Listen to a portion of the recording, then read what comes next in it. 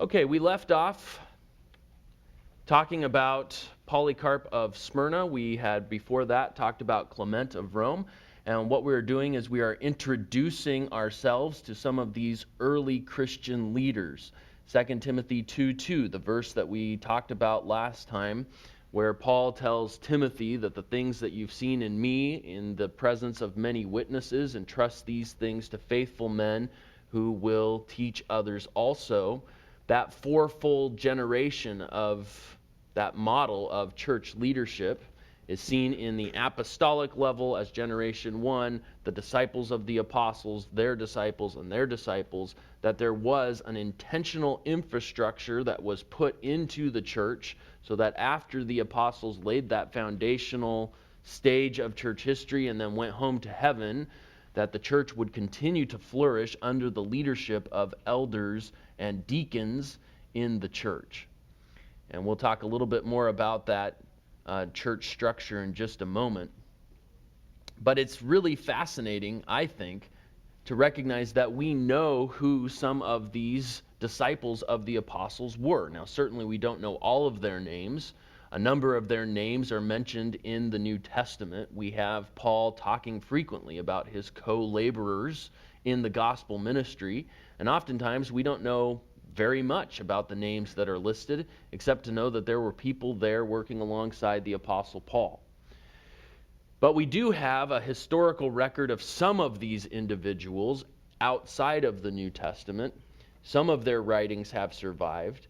And what makes them so significant to us is that they were so early in the history of the church. These are individuals who knew the apostles and who learned from the apostles firsthand. And I think we have a lot to learn from them. And it's very encouraging and very affirming, at least for me it is, when we see that their interpretations of the apostolic writings and teachings fit our own interpretation of the apostolic writings and teachings. That they understood Paul in the same way that we understand Paul. That they understood the gospel in the same way that we understand the gospel. And even though it's a secondary doctrinal issue, one thing we'll talk about a little bit later today, that they understood, for example, the eschatology of the Apostle John in the same way that we understand the eschatology of the Apostle John. So those are all affirming things for us to consider. They are not authoritative. This is not Scripture anymore. This is now church history, and church history is not authoritative. It must be measured against the truth of Scripture. But it is very affirming when we see that these men understood the truths of Scripture in the same way that we do. So let's talk a little bit about Ignatius of Antioch. We've talked about Clement of Rome, the disciple of Paul and Peter, author of the Epistle to the Corinthians, where we have one of the clearest statements in early church history of justification by grace through faith apart from any kind of works. We talked about Polycarp of Smyrna, who wrote one existing letter to the Philippians and also is the subject of one of the earliest accounts of martyrdom in church history, the martyrdom of Polycarp, and we read a little bit of that last time. Ignatius, pastor in the church of Antioch, and this is the same church that Barnabas founded in Acts 11, and that Paul came and co-pastored, and that then sent Paul and Barnabas out as missionaries. According to church tradition, when Peter spent time in Antioch before Peter came to Rome, Peter was the one who installed Ignatius as the pastor of the church in Antioch. He was a disciple of the Apostle John. He was a friend of Polycarp, and we know these things from the letters that they wrote. And he wrote at least 7 letters to various churches. Many of these letters were written as he was on his way to be executed in the city of Rome. Ignatius was arrested for being a Christian, and he was taken to Rome, where he was killed in the Colosseum as a martyr, probably dying around the year 117. The reason for the range of dates here is because it's unclear whether he was killed at the end of Domitian's reign or at the end of Trajan's reign, but most likely the later date is the correct one. Now, when you read in Litvin's book about Ignatius, and you've already read in Olson's book a little bit about Ignatius, you find that he promotes a single bishop form of church government, what we call monepiscopacy. And this was in response to what he viewed as disunity among some of the churches and some of the churches that were in various cities. In order to combat that disunity, Ignatius emphasized that among the elders, among the presbytery, there should be one leader who was kind of the leader among leaders. So among the pastors, there should be one lead pastor. And this lead pastor or lead elder comes to be known by the term bishop later in church history. I want to read a little bit to you out of Nicholas Needham's book, 2,000 Years of Christ's Power. And Michael Beck was talking to me about this on Tuesday. I don't think he's here this morning, but there's a helpful passage, helpful section in this book that I just want to read to you that I think helps clarify some questions that you might have about church government early in church history. So if we switch over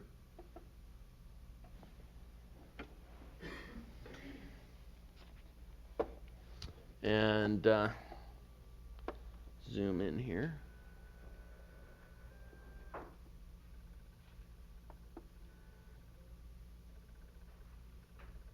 All right, so I'm just going to read, it's about 2 pages of material here. And I don't normally just read, but I think this is helpful. I think this is going to answer some questions about where did the idea of a bishop come from and what really was this in the early church. So this is Nicholas Needham in his first volume of 2,000 Years of Christ's Power, which, according to Carl Truman, who teaches church history at Westminster, Philadelphia, is one of the best historical theology resources available. And I've interacted with it only a little bit, and yet the parts that I've interacted with have been very good. So, church organization. Needham says this: the main issue the Christian community had to decide in the age of the apostolic fathers was the question of leadership. Who was to govern and guide the churches now that the apostles were all dead?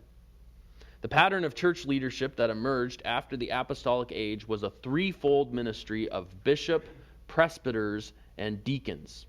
This took some time to develop itself fully, but by around AD 180, it was universally accepted throughout the church. In the New Testament itself, the words bishop and presbyter do not refer to 2 distinct offices. They are simply different names for the same office. In the letter of Clement, bishop and presbyter are also identical. That's Clement of Rome. However, in the writings of Ignatius of Antioch, we see these 2 words being used to refer to distinct offices. Ignatius argued vigorously for a single leader of each church, whom he called the bishop, and under the bishop a team of secondary leaders, whom he called presbyters. We might call them elders. And next after them, then, the deacons. Ignatius saw the bishop as the center or focus of unity in the local church. In his letter to Smyrna, he says, "Shun divisions as the beginning of evil. Follow your bishop as Jesus Christ followed the Father, and follow your presbyters as the apostles. And respect the deacons as you would respect God's commandment. Let no one do anything in the church apart from the bishop. Holy Communion is valid when celebrated by the bishop or by someone the bishop authorizes. Where the bishop is present, there let the congregation gather. Just as where Jesus Christ is, there is the church."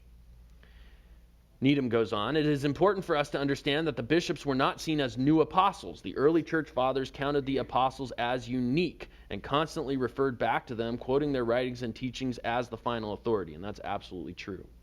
It is true that the early church did not did see some of the functions of the apostles continuing in and through the church's bishops, especially the functions of teaching and church discipline. But the bishops were still not apostles in status. They could not claim personal infallibility, proclaim new doctrines, or write new scriptures.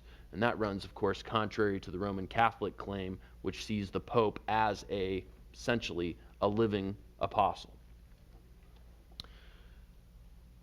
All right, he goes on, great obscurity veils the way that the threefold ministry of bishop, presbyter, and deacon developed in early church organization. Part of the problem is the confusion that the terms bishop and presbyter can cause. As we have seen, Christians came to apply the title bishop to the single leader of a church and presbyter to the secondary leaders who functioned under him. However, it is still possible that a pattern of one-man leadership existed. He goes on to talk about that. Then he gives an explanation of how this all worked in that bottom paragraph. Originally, the bishop was probably the senior presbyter, the most respected elder who presided over his fellow elders as a first among equals. It is likely that this pattern of leadership was based on the Jewish synagogue, which had a body of elders led by one senior elder, the president or the ruler of the synagogue. The Christian bishop seems to have begun as the president or the presider of the Christian body of elders in each local church. From that position, the status of the president gradually increased in importance throughout the 2nd century. This growth in the president's status was what caused the church to apply the title bishop exclusively to him, in distinction from the other elders who were simply called presbyters. And then he goes on to talk about what the bishop did. And we'll look at that a little bit more when we look at the writings of Justin Martyr, because Justin Martyr describes a 2nd century church service for us, and we'll look at that next week. I wanted to read that to you. We'll go back over here to the PowerPoint. But I wanted to read that to you because I think it's helpful for understanding the development of what later becomes the superstructure of groups like the Roman Catholic Church and the Greek Orthodox Church. Where did bishops come from? Where did that idea arise in church history? It arose initially from simply the idea that among a group of elders, there would be one leader among the leaders, and that leader would be the primary teacher within the local congregation. That's very similar to a church structure in which you have a board of elders and yet or a group of pastors, a pastoral staff, and yet you have one pastor who is the lead pastor or the senior pastor. But over time, this will become more and more problematic because that role of bishop will be given greater and greater authority. It will be elevated higher and higher to eventually the point at which you have bishops like the Bishop of Rome, who claims to be the vicar of Christ on earth. Okay, so it's a gradual development, but it starts in church history with Ignatius, who's kind of the first one to really promote this idea that there needs to be one main guy at each church, even if there's a body of elders who are supporting him in his leadership role. Ignatius's motivation, again, seems to be for unity in the church. He was attempting to get rid of any cause for disunity or division. And so instead of having a whole group of leaders who are at the top, it's important to have one person who is the leader among those leaders so that there's not disunity or division in the church. That was Ignatius's motivation, it seems, for promoting this monepiscopacy, as we call it. Ignatius is also one of the first in church history to articulate what we see as a biblical concept, that the Lord's Day on Sunday had replaced the Sabbath day. So we see that in the book of Acts. We see the disciples meeting together, in some cases every day of the week, but primarily on the day on which Jesus rose from the dead. We see that taught then and articulated in church history, starting with Ignatius. It'll be reiterated many times by men like Justin Martyr and others. Okay, there's Antioch. We have Clement over in Rome, and we have Polycarp in Smyrna, and then over on the far right, far east of our map, we have Ignatius in Antioch, and all three men are contemporaries. Now, they didn't all die at the same time. Clement died in the late 90s, around 100. Ignatius died around 115, and Polycarp didn't go home to heaven until probably around 155. So let's read a little bit from one of his letters. This is Ignatius's letter to the Magnesians, which I think I picked this one just because Magnesian is a very fun word to say. But it does have some really helpful insights here into the life of the early church. So starting in paragraph 9 here, or chapter 9 of this letter, consequently, if the people who were given to obsolete practices, which is a reference to the Judaizers and those who were trying to keep the Mosaic law, if they face the hope of a new life, and if these no longer observe the Sabbath, but regulate their calendar by the Lord's day, the day too on which our life rose by his power and through the medium of his death, though some deny this, and if to this mystery we owe our faith, and because of it submit to sufferings to prove ourselves disciples of Jesus Christ, our only teacher, how then can we possibly live apart from him? In other words, we can't be saved by keeping the law, and so there must be a transition that takes place when we embrace Christ. Unlike the Jews of the Old Testament, Christians worship Christ on Sunday, the Lord's Day, not on the Sabbath. So there's a break with the Mosaic law, and it's seen in the rejection of Sabbath keeping and the worship of God on Sunday. Number 10 here, let us not then be insensible to his loving kindness. Certainly, if he were to imitate our way of acting, we should be done for instantly. In other words, if God imitated us, we would all be doomed. But we must prove ourselves his disciples. We need to imitate him and learn to live like Christians. Assuredly, whoever is called by a name other than this is not of God. He goes on, now this, dearly beloved, I do not write as though I had learned that any of you were men of that description, but because, as one who is not your superior, I merely wish to warn you not to yield to the bait of false doctrine, but to believe most steadfastly in the birth, the passion, and the resurrection which took place during the procuratorship of Pontius Pilate. Facts these are, real and established by Jesus Christ our hope.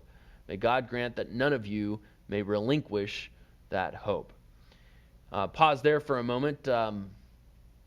This is one of the early Christian testimonies to the facts of the crucifixion and resurrection. And there are, of course, as you would expect, many such testimonies. If you're looking for a resource that documents all of the early Christian and non-Christian testimony to the death, burial, and resurrection of Jesus Christ, Gary Habermas from Liberty has written a book. I think it's called Historical Evidence for the Resurrection. That title might not quite be right, but he goes through and documents over 40 different early accounts that prove, from a historical standpoint, the historical factualness of the gospel accounts. Gary Habermas. It's Habermas.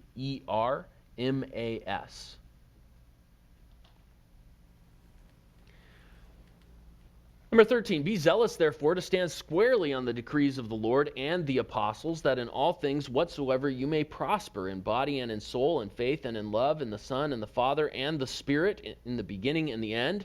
Love that Trinitarian reference there. Together with your most reverend bishop, and with your presbytery, here we have that twofold leadership structure, that fittingly woven spiritual crown, and with your deacons, men of God, submit to the bishop and to each other's rights, just as Jesus Christ in the flesh to the Father, and as the apostles did to Christ and the Father and the Spirit, so that there may be oneness both of flesh and of spirit. So there you have that threefold structure mentioned: the bishop, the elder board, and the deacons. The senior pastor, the elders, and the deacons.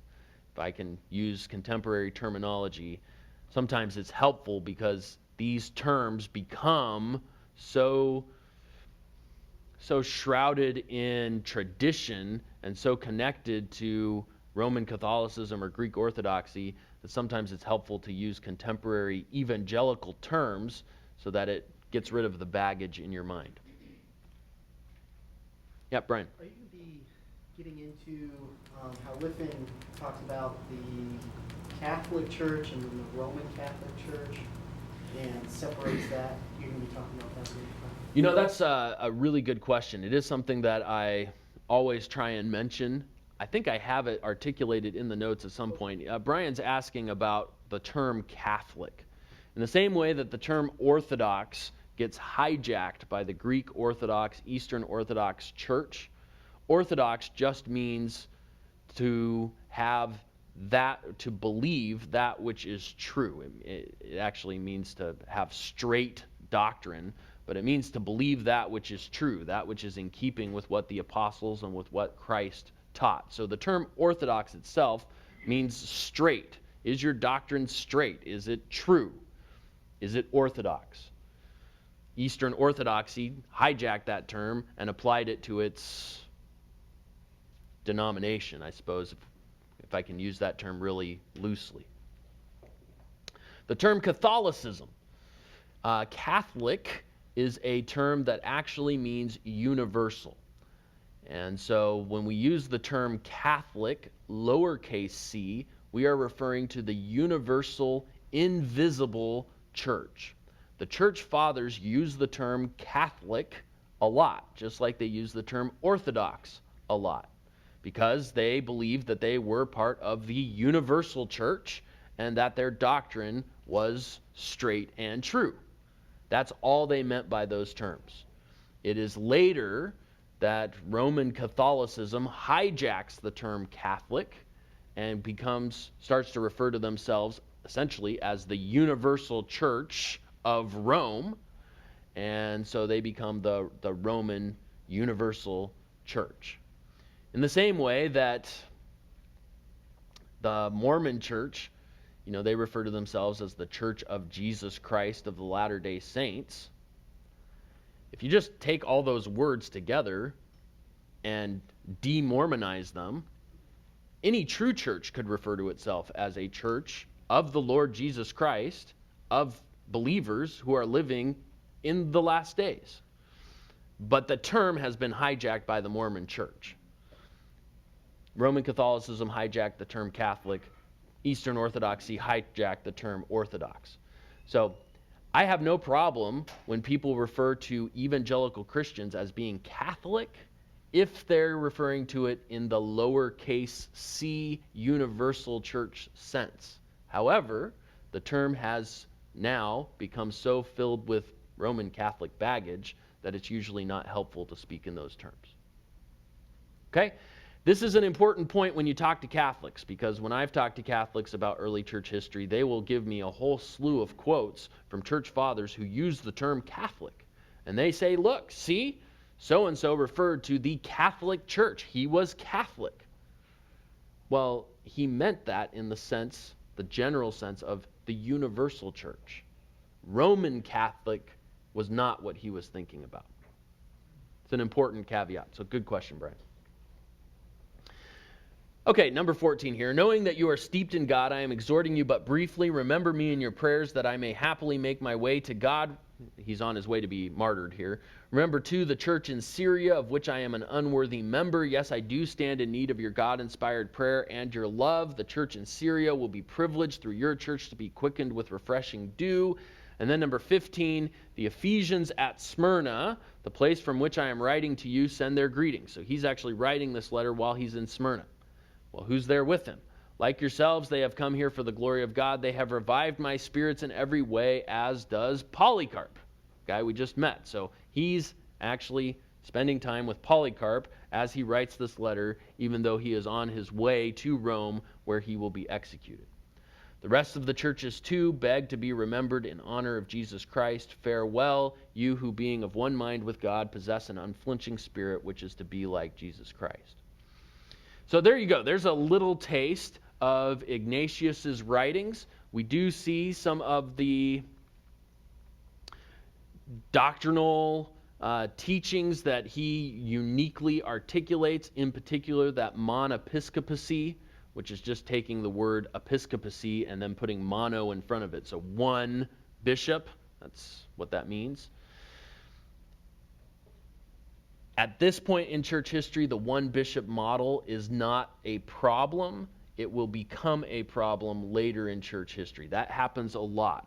You get someone introducing a concept that is more or less benign at the time that it's introduced, and it's only later that that leads to serious error.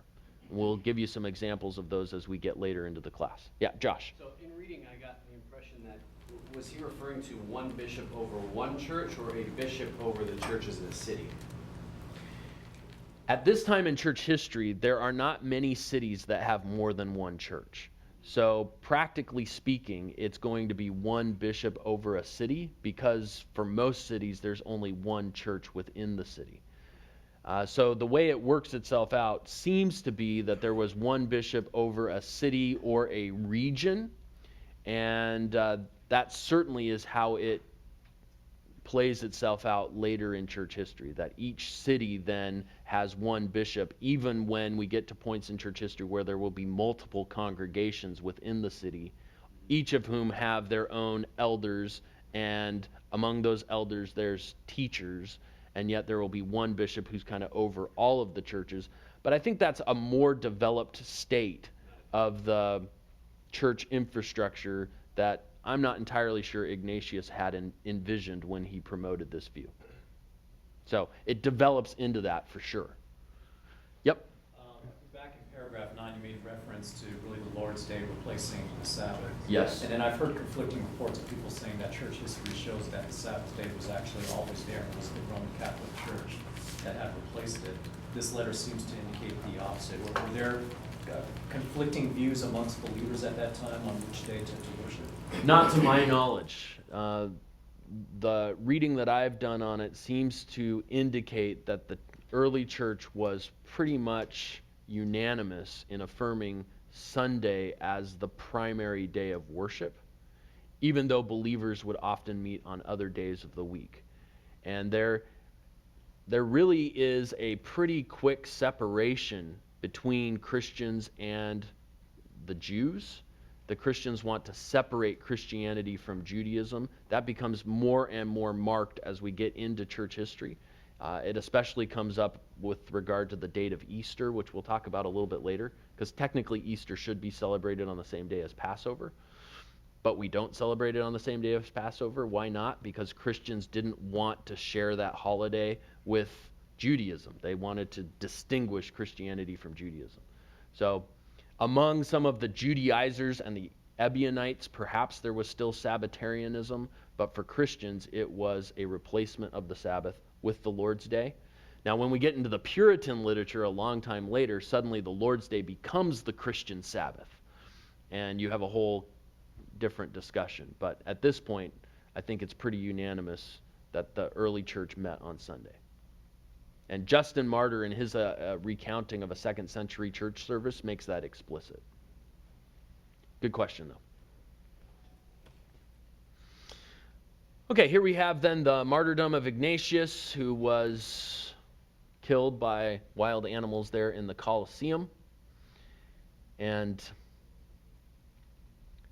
since Dr. Farnell often refers to the movie Gladiator,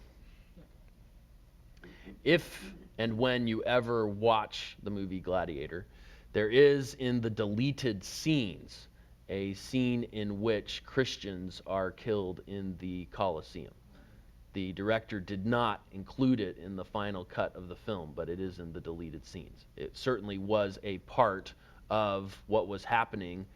That particular episode is under Emperor Marcus Aurelius, and he was one of the emperors who persecuted Christianity. In fact, he's the one who executed Justin Martyr. But anyway, not to bring Russell Crowe into church history, but since Dr. Farnell set the precedent, I can't help myself.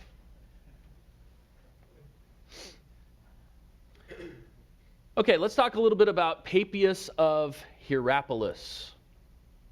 We honestly don't know very much about Papias of Hierapolis, and that's because he wrote a 5-volume treatise on his interpretations of the sayings of the Lord, which would be really a wonderful thing to discover, but it has been lost.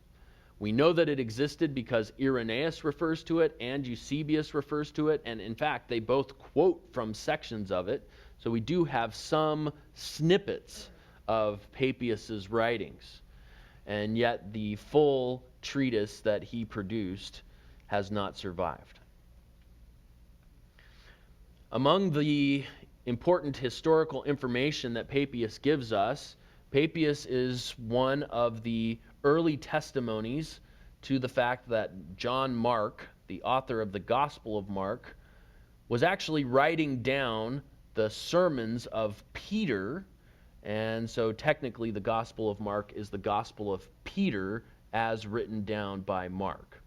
And that was probably written down while Mark was in Rome, when Peter was in Rome before Peter was arrested and crucified. Papias also suggests that Matthew wrote a version of his Gospel in Hebrew, which most scholars believe would have been Aramaic. We know that the purpose of Matthew's Gospel was as a treatise to the Jews to demonstrate that Christ was indeed the King of the Jews. And scholars go back and forth debating whether or not there was an Aramaic version of the Gospel of Matthew that was then reproduced as a Greek version. And I'll let Dr. Farnell get into that with you when you get to New Testament introduction, or Dr. Osborne, whoever you have. The important thing, of course, from a canonical standpoint is to recognize that God in his providence chose to inspire and preserve the Greek version of Matthew. So whether or not there was an Aramaic version ultimately is not all that important, but it's kind of an interesting note from history. Eusebius, who was the 4th century church historian, was very much an amillennialist. We'll take a little bit of time later in this class to discuss the development of amillennialism during these early centuries. But as an amillennialist, Eusebius did not have a lot of tolerance for earlier church fathers who were premillennialists, and so he referred to Papias as a man of small mental capacity because he believed in a literal millennial kingdom. So the eschatological trash talking between premillennialists and amillennialists has a long history. And we know that he was a hearer of the Apostle John, a companion of Polycarp, and a man of old time, and that comes from Irenaeus. Irenaeus himself, a disciple of Polycarp. Yep. What does that last phrase mean? A man of old time? It's just, Papias is a companion and contemporary of Polycarp. Irenaeus is the disciple of Polycarp. So Irenaeus is simply looking back in history at his vantage point, which at that point, Irenaeus died around 200. So we only have about a century and a half of church history. But he's looking back and saying, this man is a man of antiquity in the sense of having lived a long time ago at the earliest stages of church history. So there you can see Hierapolis right there near Smyrna, right near Ephesus, and a place in the region of Asia Minor. Papias, again, this makes sense, a disciple of the Apostle John.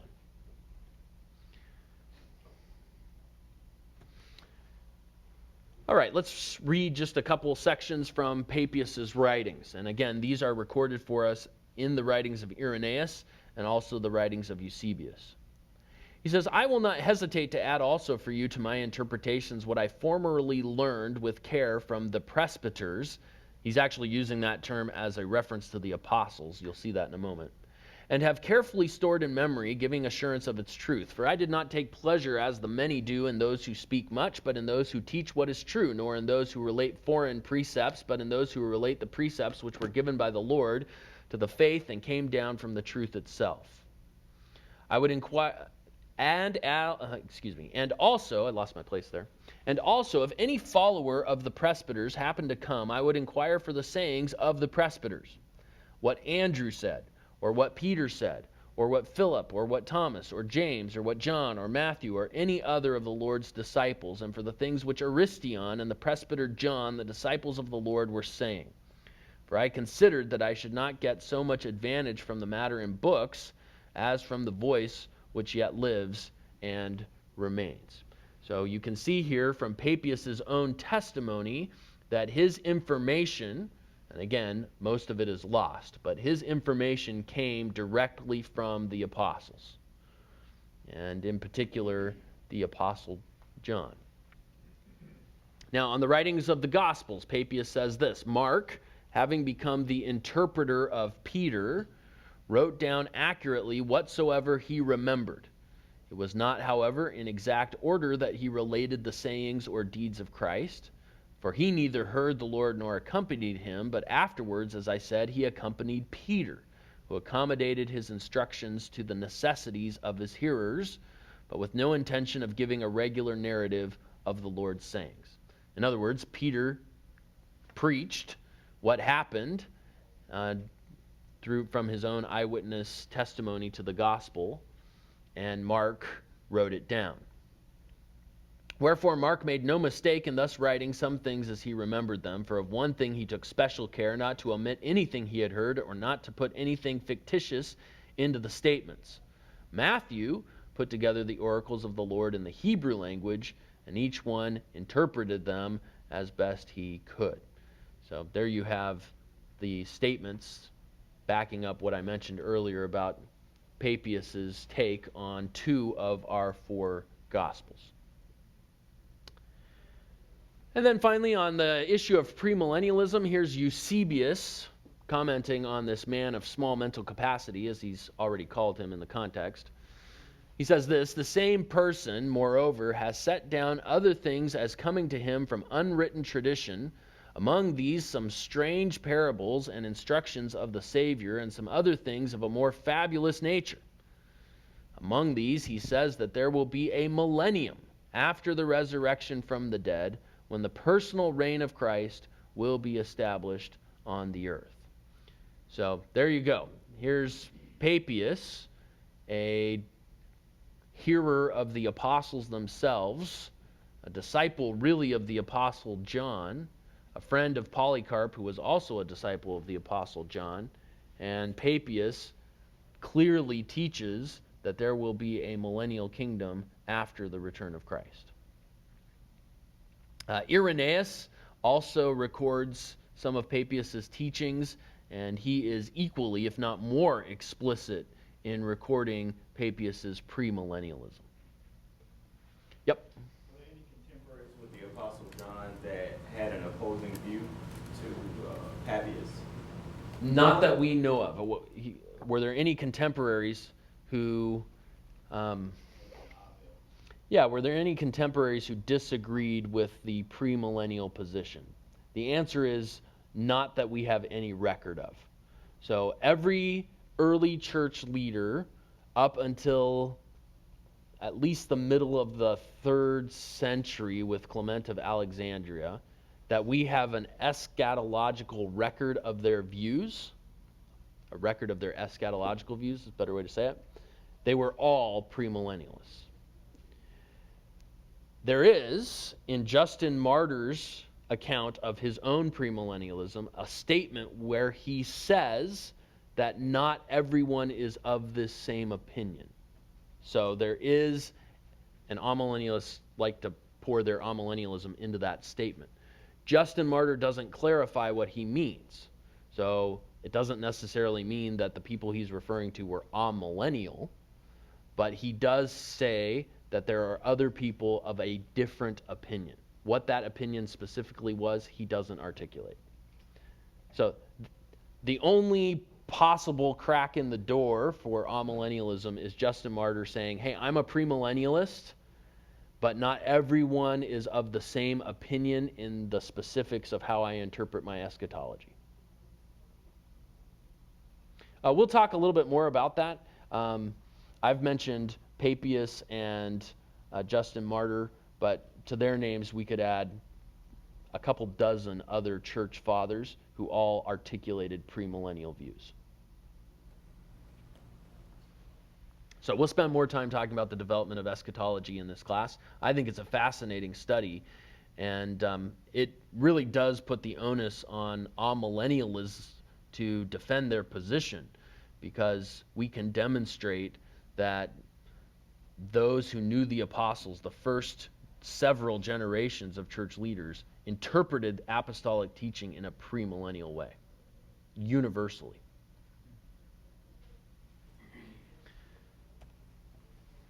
All right, so here we have these early Christian writers, and we're going to look a little bit more at some of the anonymous writings in just a moment. But we had Clement in Rome, we have Polycarp in Smyrna, Papias in Hierapolis, Ignatius in Antioch, and then some of the documents we haven't talked about yet. The Shepherd of Hermas, probably written in Rome from around the mid-2nd century. The Epistle of Barnabas, written in the early 2nd century from Alexandria, Egypt. The Didache, written maybe around 100. We don't know exactly when it was written, but somewhere in Syria. And then also, oh, that's all of them. I think I got all of them there. So here we have our early Christian leaders, our early church fathers. The anonymous epistle to Diognetus, I don't think we know where that was written from, which is why it's not included here on the map. But you can see, as I mentioned here on the PowerPoint, the influence of the apostles' ministry in the geographical placement of these fathers, because you have the disciples of John there in Asia Minor, where John ended his ministry, the influence of Barnabas and Paul and even Peter in Antioch with Ignatius, and of course the influence of Peter and Paul in Rome with Clement, and possibly Mark's influence in Alexandria, Egypt, since according to church tradition, he planted the church in Alexandria. A timeline of these events from Pentecost to 100 years later, you can see how these early Christian leaders overlap with the apostles, why we call them the apostolic fathers. So Clement, his ministry overlaps with John's ministry. Papias, Polycarp, Ignatius, influenced by John as well towards the end of the 1st century. And these men, again, there was very much a network of Christian leaders at this time. These men would have known not only the apostles, but the associates of the apostles. And unfortunately, we don't know more about them just because the history is a bit scant in places. All right, some other early Christian writings. The Shepherd of Hermas, written in Rome in the mid-2nd century. Some scholars categorize it with the apocalypses of New Testament Apocrypha because it is apocalyptic in style and full of allegory and symbolism. I think the best way to think about the Shepherd of Hermas is to put it in the same category as Pilgrim's Progress. And you'll see what I mean when we read from it in just a moment. But Pilgrim's Progress is a book that we all understand is allegorical, and we interpret it as being helpful and beneficial in the sense of being an allegory. If you understand the Shepherd of Hermas from that same perspective, then I think you can appreciate it rather than just dismissing it as being bizarre. The Epistle of Barnabas, written around 130, not written by the New Testament Barnabas. It is allegorical. It introduces into church history an allegorical method of interpretation that will become important, especially in Alexandria, Egypt, where the allegorical school of hermeneutics will come to dominate, and where Clement of Alexandria and eventually Origen will popularize that allegorical school of interpretation. The Didache, or the teaching of the 12 apostles, an early work dating from between 80 and 160, along with 1 Clement, very important early church document.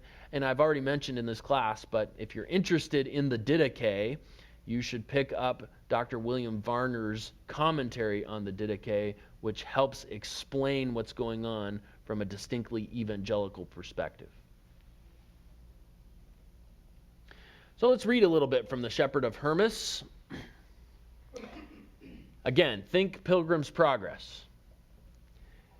20 days after the former vision, I saw another vision. As I walked alone, I prayed the Lord to complete the revelations which he had made to me through his holy church, that he might strengthen me and give repentance to all his servants who were going astray, that his great and glorious name might be glorified, because he promised to show me his marvels.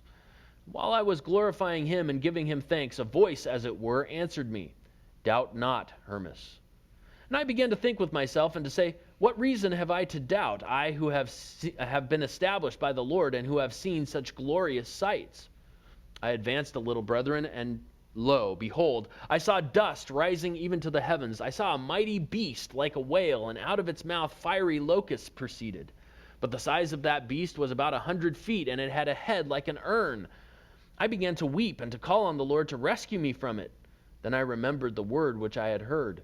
Doubt not, O Hermas. Clothed, therefore, my brethren, with faith in the Lord, and remembering the great things which he had taught me, I boldly faced the beast. Now that beast came on with such noise and force that it could itself have destroyed a city. I came near it, and the monstrous beast stretched itself out on the ground, and showed nothing but its tongue, and did not stir at all until I had passed by it. Now the beast had 4 colors on its head, black, then fiery and bloody, then golden, and lastly white. Now after I had passed by the wild beast and had moved forward about 30 feet, behold, a virgin met me, and adorned as if she were proceeding from the bridal chamber, clothed entirely in white, and with white sandals, and veiled up to her forehead, and her head was covered by a hood. She had white hair. I knew from my former visions that this was the church, and I became more joyful. She saluted me and said, "Hail, O man," and I returned her salutation and said, "Lady, hail." And she answered and said to me, "Has nothing crossed your path?" I said, "I was met by a beast of such a size that it could destroy peoples, but through the power of the Lord and his great mercy I escaped from it." "Well did you escape from it," she said, "because you cast your care on God and opened your heart to the Lord, believing that you can be saved by no other than his great and glorious name. On this account the Lord has sent his angel and has shut up its mouth so that it cannot tear you. You have escaped from great tribulation on account of your faith, and because you did not doubt in the presence of such a beast. Go therefore and tell the elect of the Lord his mighty deeds, and say to them that this beast is a type of the great tribulation that is coming. If then you prepare yourselves and repent with all your heart and turn to the Lord, it will be possible for you to escape it if your heart be pure and spotless, and you spend the rest of the days of your life serving the Lord blamelessly. Cast your cares on the Lord, and he will direct them. Trust the Lord, you who doubt, for he is all-powerful. But woe to those who hear these words and despise them. Better were it for them not to have been born."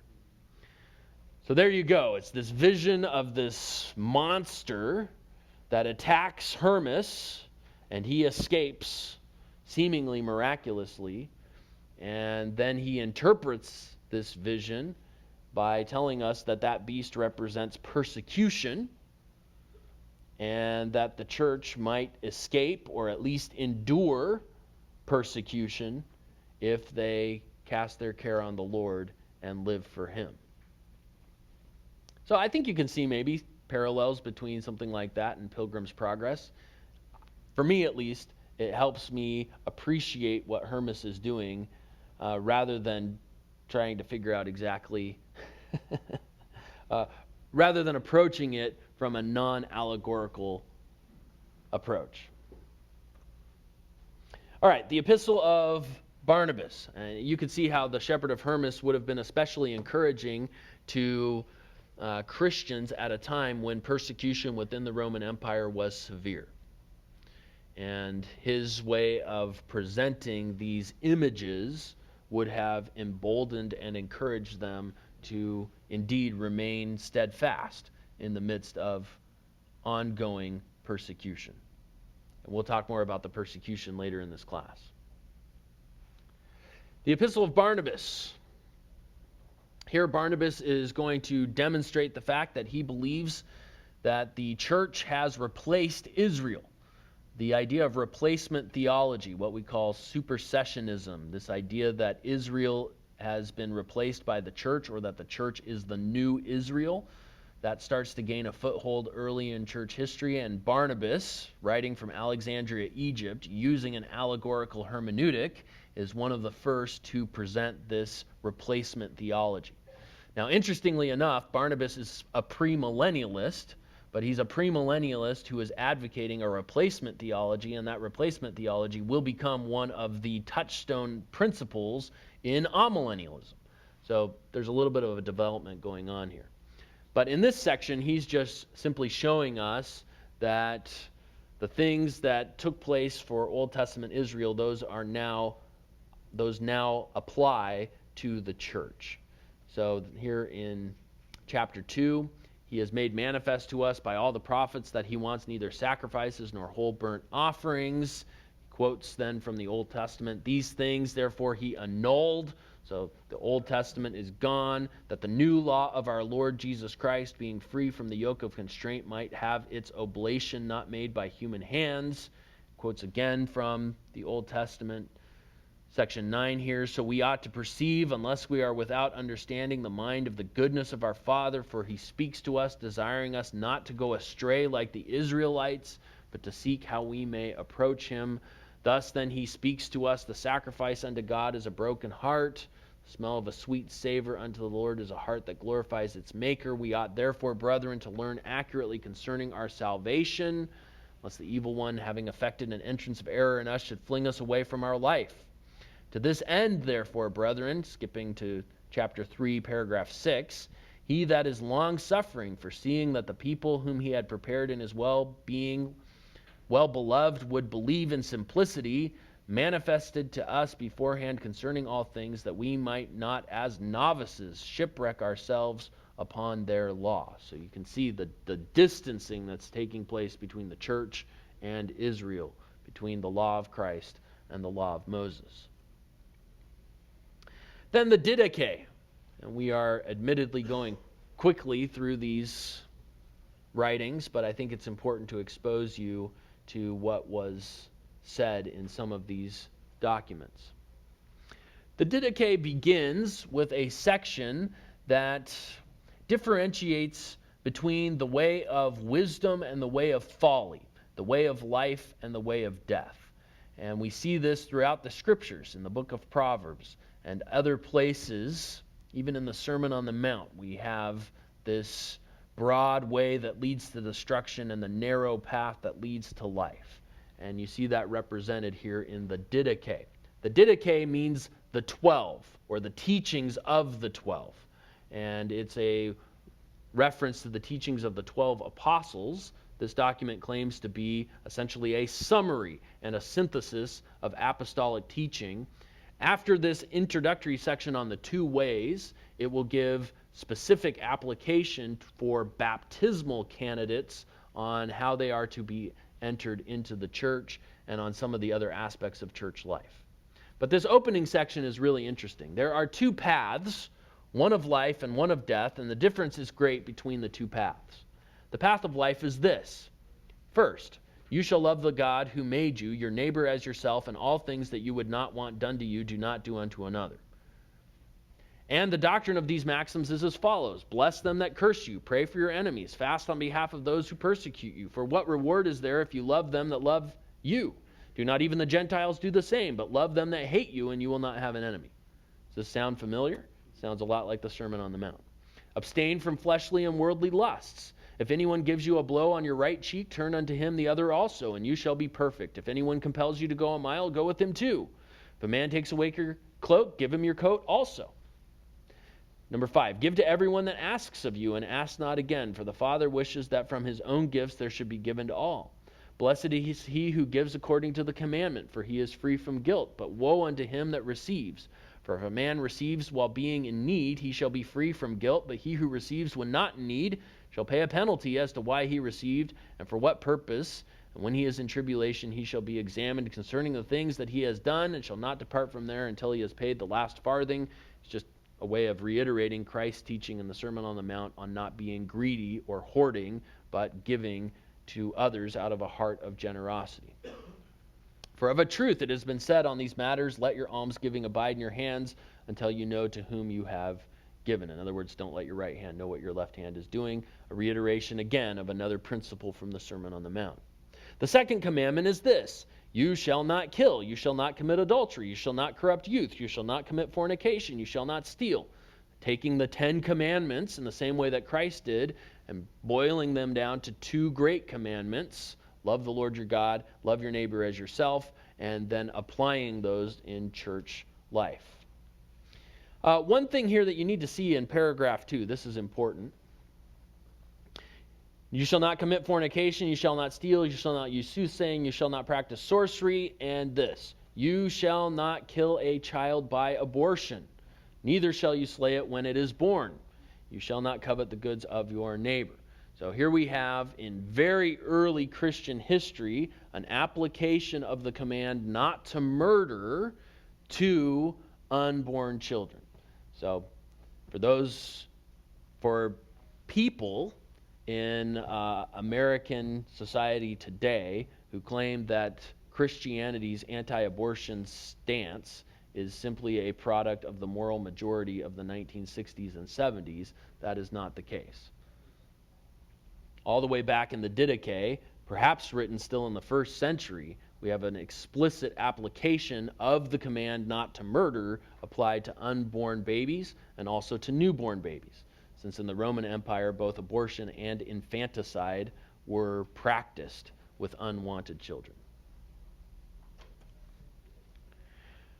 And then he goes on to, again, apply some of these commands from the Sermon on the Mount to the Christian congregation.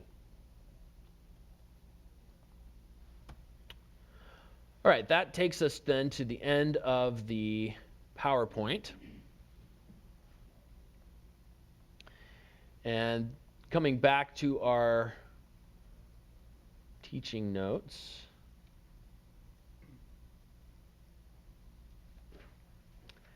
In the few minutes that remain, I just want to spend a little bit of time looking at this addendum that I have starting on page 47. We have about 10 minutes left, and I wish we had more than 10 minutes to talk about this subject because it's a really important subject. I say that about everything we talk about in this class, but I feel that way about everything we talk about in this class. This class focuses on the history of Christianity primarily within the boundaries of the Roman Empire. But it would be incomplete for you to think that Christianity only existed within the Roman Empire, or that the history of the Christian church is synonymous with or constrained to the parameters of the development and history of the Roman Empire itself. There has been a lot of really good historical work that has been done, especially in the last 2 decades, on the spread of Christianity outside of the Roman Empire within these early centuries. Now, we focus on the Roman Empire for 2 reasons. One, the Apostle Paul, his ministry was within the Roman Empire. That's what's recorded in the book of Acts, so that's what we generally focus on when we look at early Christian history. Peter and John also stayed within the Roman Empire. Christ ministered within the boundaries of the Roman Empire, so it did start there. Second reason is that as those who are part of a Western civilization, our own history is really the history of the Roman Empire, because the Roman Empire becomes the foundation for Western Europe, and Western Europe becomes the foundation for the United States of America. So we have a lot more information about the history of Christianity within the Roman Empire. But I want to expand your horizons just a little bit for a few minutes as we end class today. Christianity in these early centuries, the Great Commission is to take the gospel to Jerusalem and Judea and Samaria and to the uttermost parts of the earth. There is nothing in the Great Commission about stopping when you get to the borders of the Roman Empire. And you'll be encouraged to know that the gospel spread across the entirety of the known world. It was not constrained to the Roman Empire itself. So Christianity spread southwest to Africa. Of course, the Roman Empire encompasses all of northern Africa at this time. And yet we have, even in the book of Acts, an Ethiopian eunuch who takes the gospel down to Ethiopia. Ethiopia becomes very early on, before the Roman Empire becomes Christian, Ethiopia becomes a Christian nation.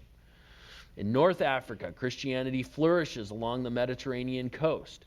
Two of the most influential leaders in 4th century Christianity are native Africans, Athanasius and Augustine. And we'll talk about both of those men when we get a little bit later in the class. In Egypt, Christianity flourished until, of course, the rise of Islam, but there is still an Egyptian Coptic church that traces its history all the way back to those early centuries. In Nubia, which is the modern-day Sudan, Christianity was introduced by Christian monks and traders in at least the 5th and 6th centuries, maybe even earlier. As a result, Nubia for a short time became a Christian nation. In Ethiopia, in modern-day Ethiopia, the rulers converted to Christianity in the 4th century. And of course, we know that the gospel was brought there by the Ethiopian eunuch already in the 1st century. So there was a gospel witness there. And there is still an Ethiopian apostolic church. Now, it's been shrouded in tradition, much like the Roman Catholic Church, but it traces its history nonetheless all the way back to those early years. And it's likely that from Ethiopia and from the Sudan that missionaries even went further south into the heart of Africa, even though we don't have much historical record of all of the missionary activity that occurred then. To the east, in Asia, Christianity, of course, began in the Middle East, but it spread east from there. The gospel went to Syria and to Turkey, Asia Minor, to Armenia, the first country in the world to convert to Christianity in an official sense, Georgia, the Parthian and Sassanid Empire, which is modern-day Iran and Iraq. In fact, historians believe that there were as many as, or more than, 100,000 Christians in modern-day Iran and Iraq in the 4th and 5th century AD, that there were many, many Christians. The national religion of the Parthianid and Sassanid empires was Zoroastrianism, but Christianity quickly gained a foothold in those countries, and there are still Christians in those countries today who trace their heritage all the way back to these early centuries. There were Christians in Central Asia, Afghanistan, Pakistan, to use modern geographical terms, Bactria, to use an ancient term. Thomas, the apostle, took the gospel to India. A church in Persia arose, known as the Assyrian Church, and they sent missionaries east to the Mongols, to the Hephthalites, and eventually to China. And we know that perhaps as early as the 400s, but certainly by the 7th, 8th century, there was a significant Christian population in China. And there are archaeological discoveries that have been made that prove that, especially in the Tang Dynasty, Christianity flourished in China. We know that Christian missionaries went to Japan. We know that there were Christians in the court of Genghis Khan, for example. So I just want to expand your horizons a little bit, that you don't think that Christianity was just this localized regional Roman religion that finally hit the international scene, so to speak, at the when the modern missions movement was born. Long before the modern missions movement of William Carey and others, Hudson Taylor, the gospel went to India, the gospel went to China, the gospel went south into Africa, and the gospel, of course, went north into Europe. And we'll spend more of our time in this class focusing on that aspect of the spread of Christianity. But it would be wrong for you to think that the Great Commission was not being intentionally sought after by these early generations of Christians. They were seeking to take the gospel to the ends of the earth. And by the 5th, 6th, 7th century AD, the gospel literally had gone to the ends of the known world. As far east as you can go in Asia, as far south as they could go in Africa at that time, and as far north as you could go in Europe. So, what's kind of scary when you consider some of this, though, is to recognize that today, the part of the world that is most hostile to Christianity, what we consider the 1040 window of modern missions, was 1,500, 1,600 years ago, the Bible Belt of Christianity. So Much of this will get wiped out, not completely, but certainly eclipsed by Islam when Islam comes on the scene in the 7th century AD. But I don't want you to think of the Great Commission as something that the church never was able to try and fulfill, maybe not in a complete sense, but certainly attempt to fulfill until modern times. That's simply not accurate. The gospel spread across the face of the known world in these early centuries AD. Unfortunately, in this class, we don't have a lot of opportunity to talk about all of that, but this makes a great topic for your project if you're particularly interested, for example, in the spread of Christianity in Africa, or east in Asia, or even north into Europe. It's a fascinating study, and as I mentioned, there are a number of good books. I only have 4 of them listed here, but there are a number of really good books that have been done in the last 2 decades on this topic, as scholars have come to realize that Christianity was much broader than the Roman Empire.